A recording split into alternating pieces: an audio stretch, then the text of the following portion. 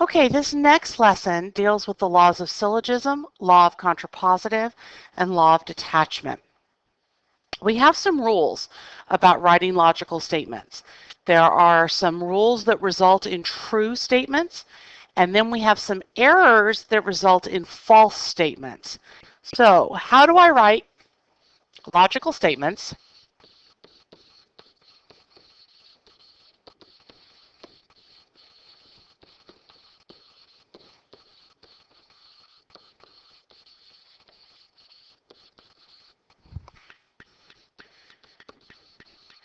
using the laws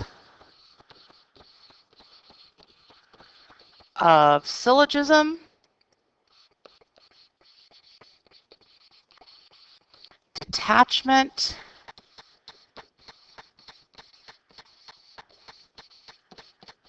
and contrapositive?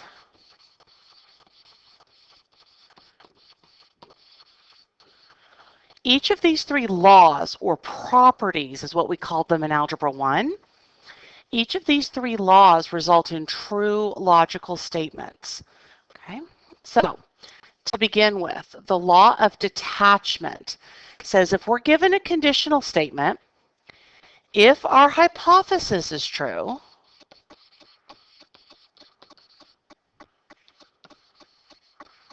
then the conclusion is true.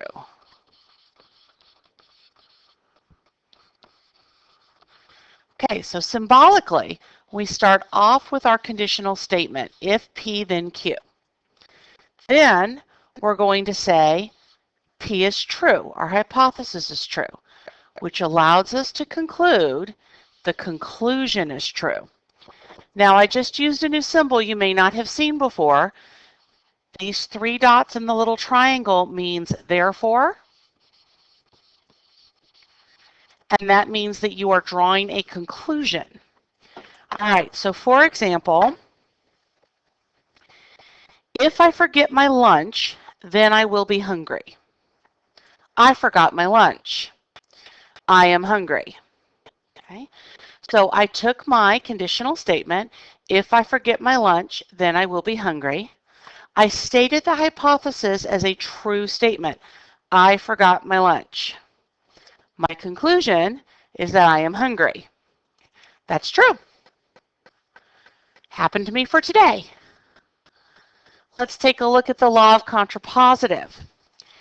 Given a true conditional statement, then the contrapositive is true. So we would write symbolically a conditional statement. Okay, now let's remember what the contrapositive is. The contrapositive is switch and negate. Okay, so if I forgot my lunch, then I am hungry. I am not hungry, therefore I did not forget my lunch. I wish that was true today. It was true yesterday for me. Okay. Now there are a couple of very common logical errors or mistakes that are made. The first one's called the inverse error, and that happens when you negate the hypothesis and the conclusion.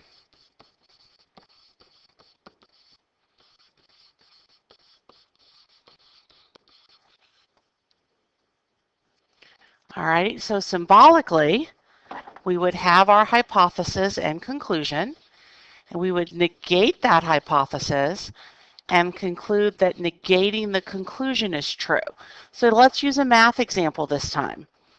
If an angle measures 20 degrees, then it is acute. The angle does not measure 20 degrees. Therefore, it is not acute. Well, that's not true.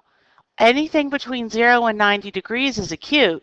Just because I don't measure 20 degrees doesn't mean I don't measure 30 degrees and I'm still an acute angle. Okay, so we have to stop and think about this. Sometimes the inverse makes sense, but most of the time it does not, and that's why it's called an inverse error. Okay, you cannot write the inverse and have a true statement. Same thing with the converse. A logical error that is made when you switch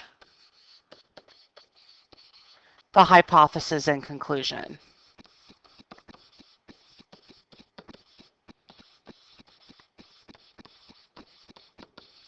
So let's use the same geometry example. If an angle measures 20 degrees, then it is acute. The angle is acute. Therefore, it measures 20 degrees. Well, that's not true, right? Acute angles can measure anywhere between 0 and 90 degrees.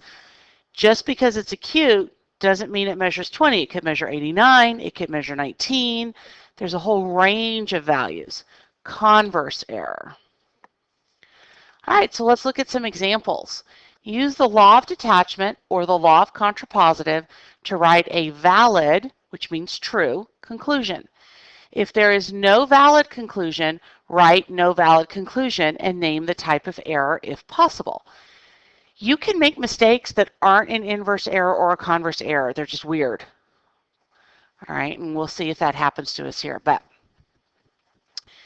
if Mike saves $30, that's my hypothesis. Okay. Then he will go to the movies. That's my conclusion. Mike saves $30. That's my hypothesis.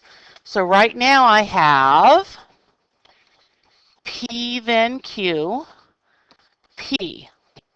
Okay, this is the law of detachment because I can say therefore Q. He will go to the movies. This is an example of law of detachment. Okay, you pretty much have to memorize the patterns, guys. If you are 18 years old, that's my hypothesis, sorry, then you can register to vote. That's my conclusion. So let's see. You are not 18 years old. Okay, that's negating my hypothesis. So what do I have?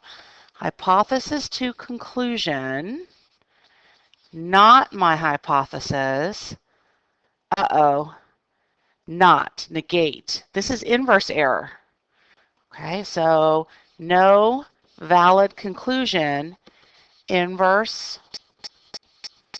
error. Inverse error.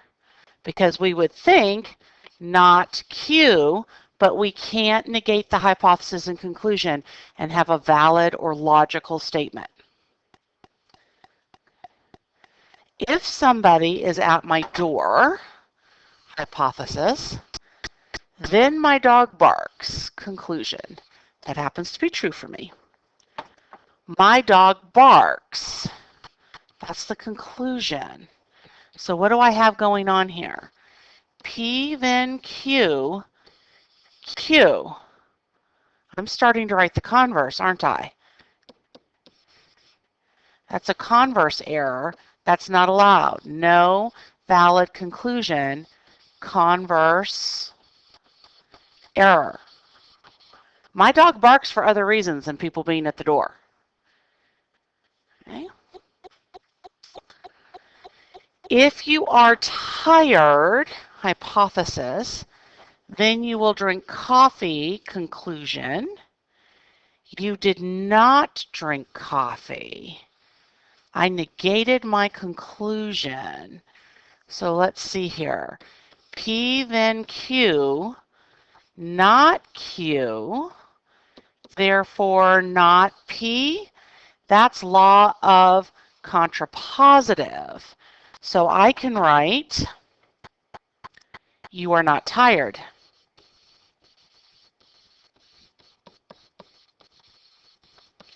And have a logical statement.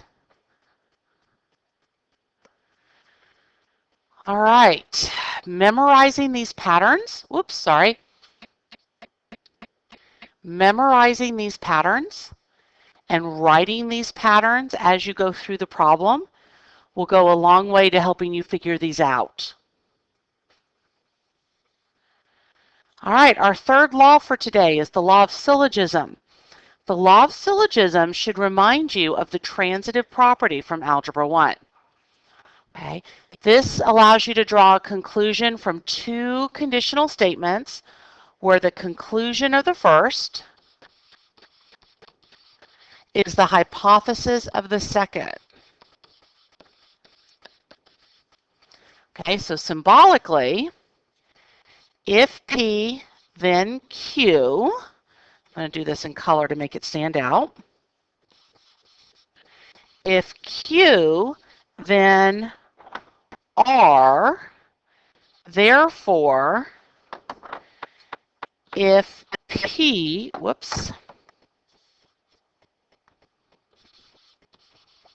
then R. Okay, so in Algebra 1, this was the transitive property.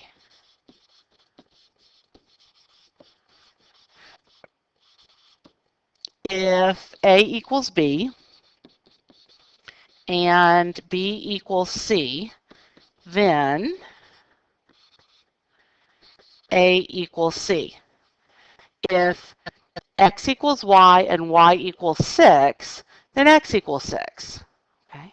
So here with the transitive property, if I forget my lunch, then I am hungry. If I am hungry, then I eat junk food out of the vending machines. So if I forget my lunch, then I eat junk food out of the vending machines.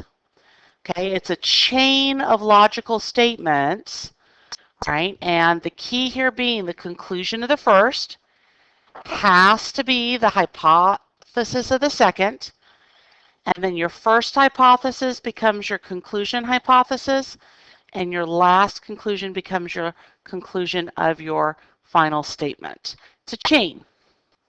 Let's do a couple. If it is Saturday, let's see here. If it is Saturday, that's my hypothesis, then Jonah has basketball practice. Conclusion. If Jonah has basketball practice, that's my conclusion from the first one. Then he will need to pack his lunch. That's a new statement. So what do I have going on? P then Q, Q then R. This looks good. P then R, right? We've got these two statements match up, which allows me to write the final statement. If it is Saturday,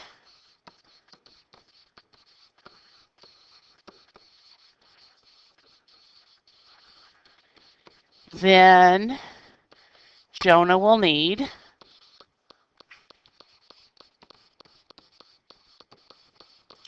to pack his lunch.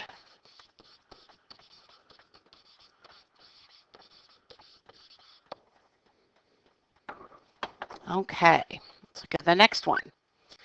If it snows, hypothesis, then school is canceled, conclusion. If school is canceled, that's the same as my conclusion, so label it Q. Then there will be a makeup day. That's a new statement, R. So I've got P then Q, Q then R. This is looking good because these are the same. So I can say P then R.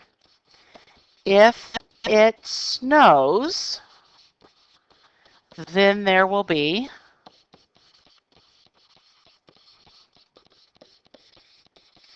a makeup day.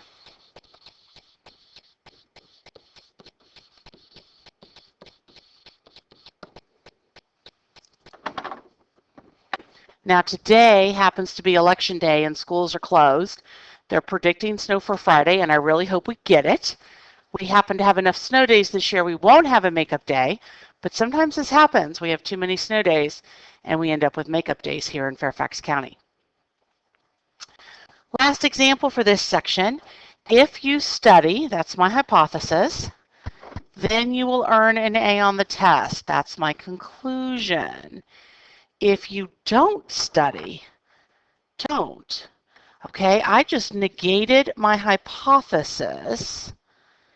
Then you will be sad. That's a completely new statement.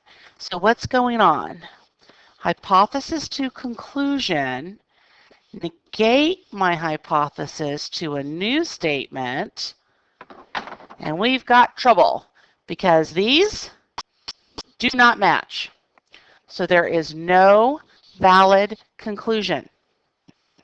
Okay, there's no logical chain going on here. It might make sense. If you study, you earn an A. If you don't study, you'll be sad. But if we tried to string that together in a chain, if you study, you'll be sad? I don't think so. If you study, you'll be happy because you'll do well. So watch it. Make sure you're labeling your pieces as you go through. And then to the side, look at what's happening with your pattern. Okay, determine whether the conclusion follows from the given statements by the law of detachment, law of contrapositive, or law of syllogism. If it does, state which law is used. If not, write invalid. Given. If I drive over the speed limit, that's my P. Then I will get a ticket. That's my Q. My given, I drove over the speed limit. That's P. It's the same as my hypothesis. And finally, I got a ticket. That's Q. It's the same as my conclusion. So what's going on here? If P, then Q. P, therefore Q. Okay, that is the pattern for law of detachment. If I go to a restaurant, there's my P, then I will order a hamburger. There's my Q. If I order a hamburger, that matches Q, then I will get fries. That's a new statement, so we'll make it R. So my conclusion, if I go to a restaurant, that's the same as P. I will get fries. That's the same as R. So what's going on here? P, then Q. If Q, then R. Therefore, P, then R. Okay, I've got a match here. That's law of syllogism. Okay, I've got a nice chain going of if-then statements. If it snows, it's my hypothesis, then I will wear my snow boots. That's my conclusion. If it snows, that's the same as my hypothesis, then I won't go to school today. That's a new statement, so that's R. If I don't go to school, that's R, then I will wear my snow boots. That's Q. Okay, so what do I have going here? I have P, then Q, P, then R, therefore R, then Q. Okay, remember the last lesson where I said, or earlier in this lesson where I said it's possible to have an error that's just a mess? This is just a mess. It's not inverse error. I'm not negating my hypothesis and conclusion. It's not converse error. I'm not switching them. I'm just making a jumble out of this whole statement. So this is invalid. I don't have a rule for why it's invalid. It's just a red hot mess. Disaster. Okay. If Tina goes to the beach, then she will wear sunscreen. Tina wore sunscreen. That's the same as my conclusion. Tina went to the beach. That's the same as my hypothesis. So I've got P then Q, Q, therefore P. Okay, I'm switching. Switching is converse error. This is invalid. Invalid, converse error.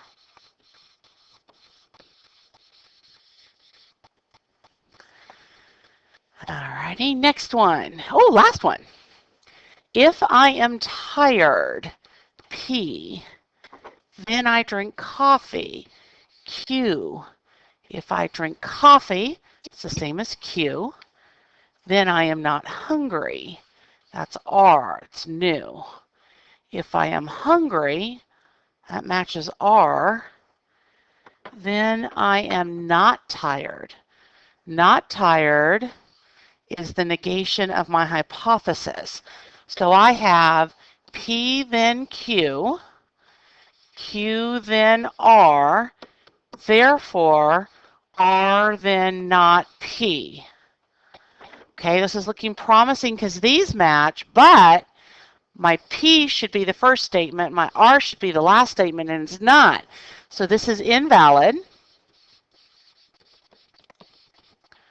Okay, I'm not negating my hypothesis. I'm not negating my conclusion, so it's not inverse. I didn't switch them, so it's not converse. It's just a mess. Okay, it's just a jumble. All right, take a couple of minutes to write a summary for